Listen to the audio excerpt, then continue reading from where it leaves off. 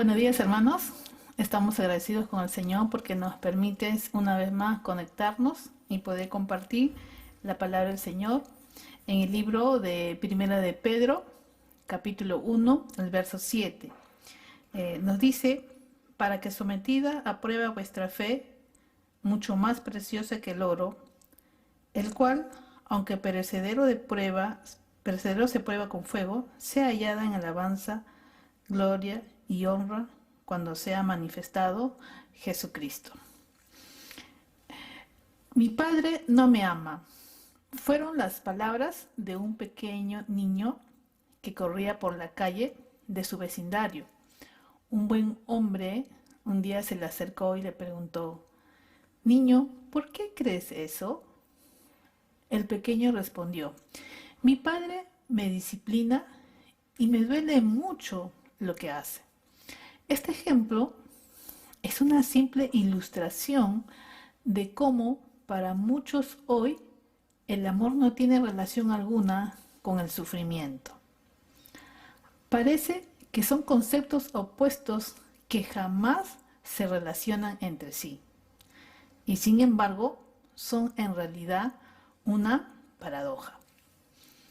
En la vida cristiana hay conceptos paradójicos.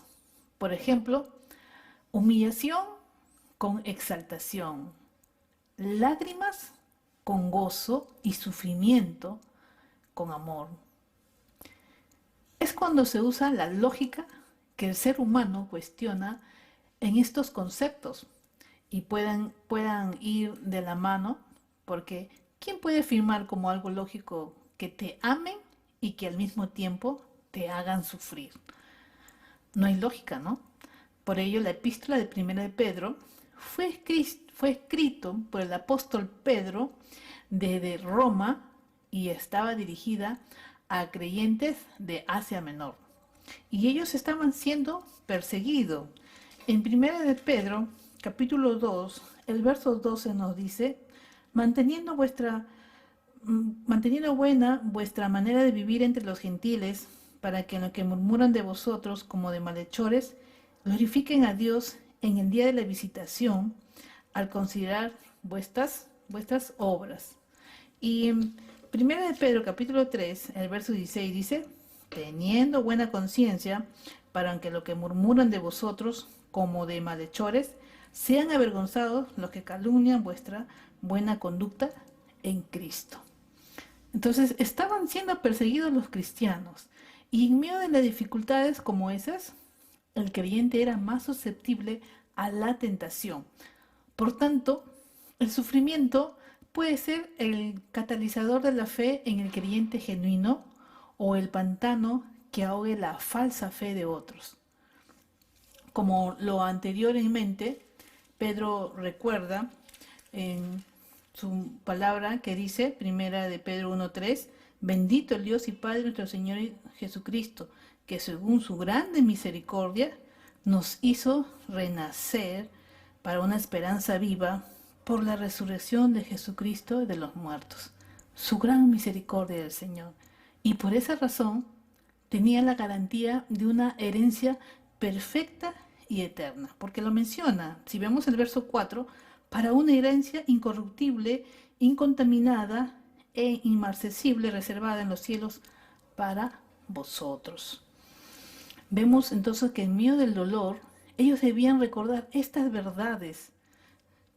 Primera de Pedro, capítulo 2, el verso 9 dice: mas vosotros sois linaje escogido, real sacerdocio, nación santa, pueblo adquirido por Dios, para que anunciar las virtudes de aquel que os llamó de las tinieblas a su luz admirable. El Señor nos dice que somos linaje escogido, real sacerdocio, nación santa, pueblo adquirido por Dios. Y estas palabras, estas promesas, eran lo que el creyente tenía que recordar en medio de las circunstancias en las cuales ellos estaban atravesando.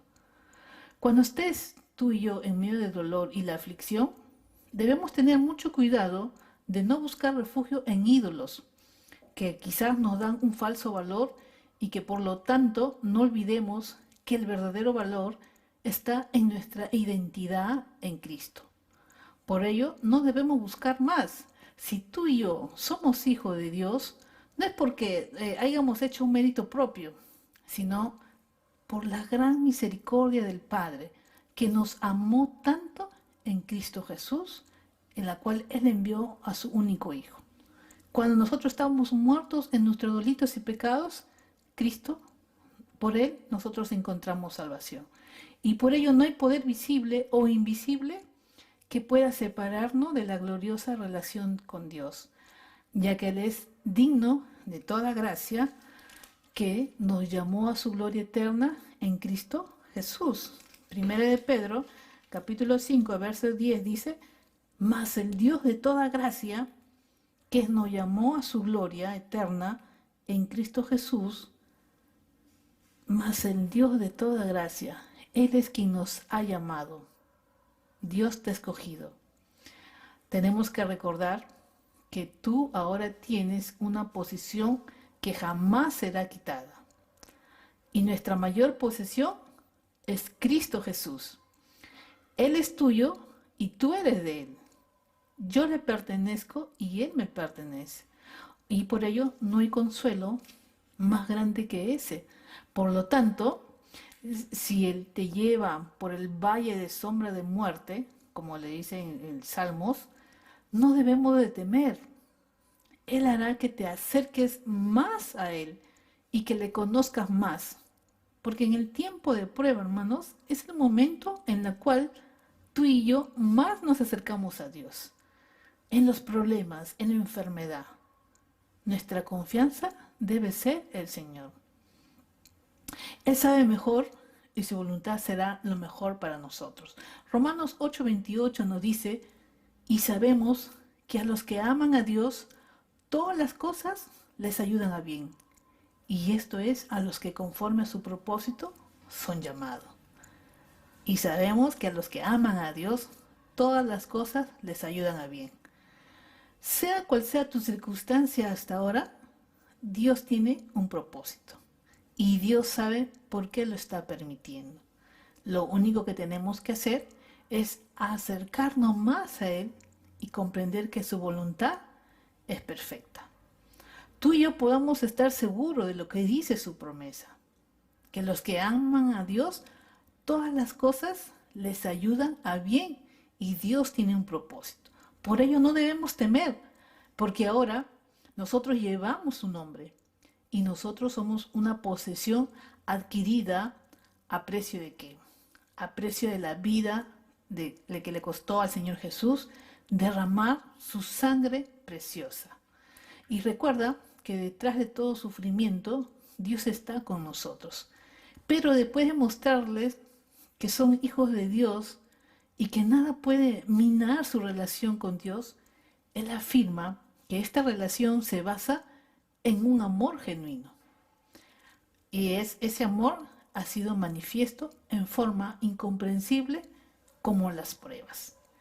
Y esto es algo paradójico para nuestra mente, pero es la forma en la que Dios obra. El Padre hará todo para perfeccionar, para afirmar, para fortalecer y establecer su obra en ti. Primera de Pedro, el libro de Primera de Pedro, capítulo 5, el verso 10b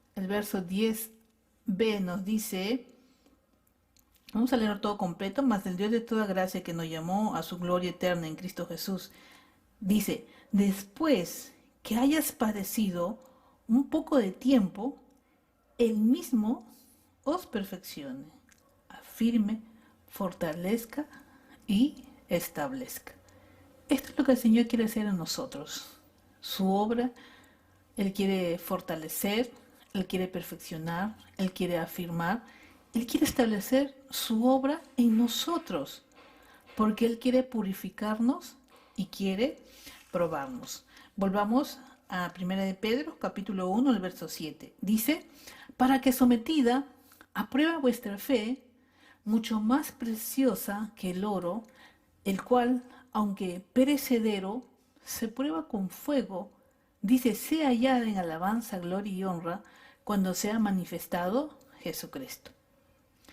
Por eso a menudo ese proceso no será agradable a tu paladar engañoso. Sin embargo, tú y yo puedes estar seguro de lo que Él tenga para ti será indispensable para nuestra santificación y para la proclamación de su gloria. El Padre, nuestro Dios, controla la temperatura del horno de prueba. Eso es bueno, ya que Él no permitirá que el fuego lastime su obra en tu vida y en mi vida, porque Dios cuidará de nosotros, como dice su palabra, como la niña de sus ojos. Saber que lo que pasa en tu vida viene de un Padre amoroso. Él te sostendrá cuando la prueba te identifique. El sufrimiento en nuestra vida es uno de los medios que Dios utiliza para nuestra propia seguridad. Y es que a nadie le gusta el sufrimiento, pero es necesario el sufrimiento. Ahora, Él te pasa por el fuego para que tú mismo, tú y yo podamos evaluar nuestra fe. ¿Qué es el fuego? El fuego para nosotros viene a ser las pruebas. 2 Corintios, capítulo 13, el verso 5 dice, examinaos a vosotros mismos si estáis en la fe. Y dice, probaos a vosotros mismos. Ahora, Pedro lo ilustra tanto que son las pruebas para dar evidencia de una fe genuina y la figura que usa es el oro. Hemos leído 1 Pedro 1:7 para que sometida a prueba vuestra fe mucho más preciosa que el oro. Ahora, hay muchos objetos que parecen de oro, pero ¿cómo podemos descubrir que ese objeto es un auténtico oro? Para nosotros saber que es de oro, tienen que ser pasado por medio del fuego.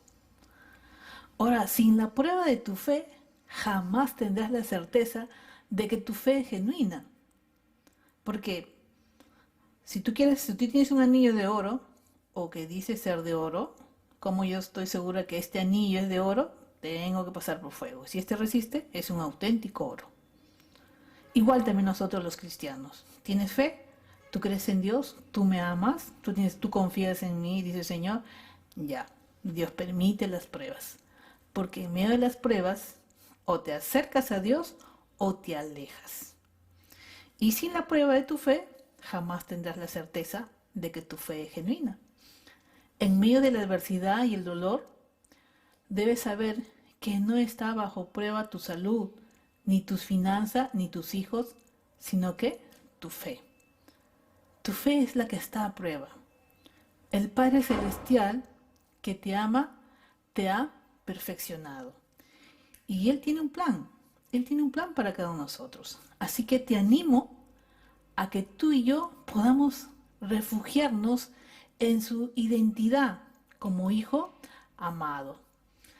Ahora, y a descansar en los sabios designios de nuestro Padre amoroso, aun cuando sea paradójico y no entendamos a plenitud lo que Dios está haciendo. Nunca dudes de su amor. Nunca debemos dudar. En medio de los problemas y las dificultades, nosotros tenemos que seguir confiando en Él.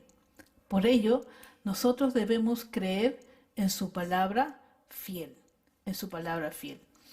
que es revelada su verdad para nosotros. Él nos ama grandemente, tanto nos amó que ha entregado a su propio Hijo. ¿Por qué? Porque nos ama, por amor a ti y por amor a mí. Y podemos entender que su palabra, esta palabra escrita, esta palabra es verdad. Fue inspirada por el Espíritu Santo. Escrita por hombres, inspirada por el Espíritu Santo. Cuando uno va a la Biblia, cuando uno lo lee, esto es palabra viva. Como dice su misma palabra, es como una espada de doble filo que penetra lo más profundo del corazón. Tú puedes leer otros libros, pero es palabra muerta. Pero cuando vas a la palabra de Dios, que es la Biblia, cuando tú estás desanimado, estás afligido, tú lees un salmo, lees la palabra, cómo Dios te anima, cómo Dios te alienta de lo que estás de repente bajoneado, cómo el Señor te levanta, porque la palabra es viva. Debemos confiar en aquel que está obrando en nosotros. ¿Por qué? Porque Dios es fiel. Él va a cumplir su propósito en nosotros. Salmo 138, el verso 8 nos dice, Jehová cumplirá su propósito en ti, y tu misericordia, Jehová, es para siempre. Dice, no desampares la obra de tus manos. Dios tiene un plan, un propósito en tu vida, y Él lo va a cumplir. Así que Dios no nos va a desamparar. Nosotros somos la obra de sus manos y nuestra vida está bajo sus cuidados. Lo único que tenemos que hacer en medio de los problemas y dificultades, confiar en Él. Y que la palabra tengamos presente, hermano. Porque Dios tiene propósito para cada uno de nosotros en esta circunstancia en la cual estamos viviendo. Tu fe está siendo aprobada. Que Dios te ayude a seguir confiando.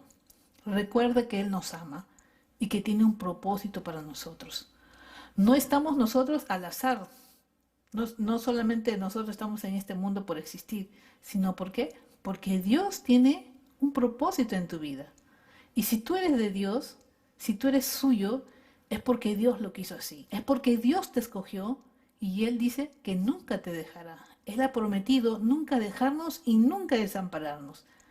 Él estará contigo en medio de las pruebas y cuidará de ti. Cualquiera que sea la prueba que estés enfrentando hoy, recuerda que Dios tiene un propósito. Tu fe está siendo probada. Lo único que tienes que hacer es permanecer fiel en el Señor, porque Dios es bueno y su misericordia es para siempre.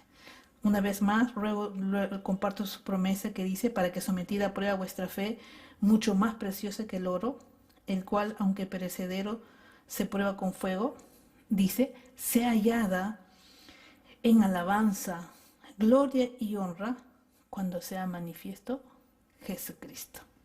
Que Dios nos dé la victoria frente a los problemas, frente a las pruebas, las dificultades, a la enfermedad. Él es nuestra única confianza, hermanos.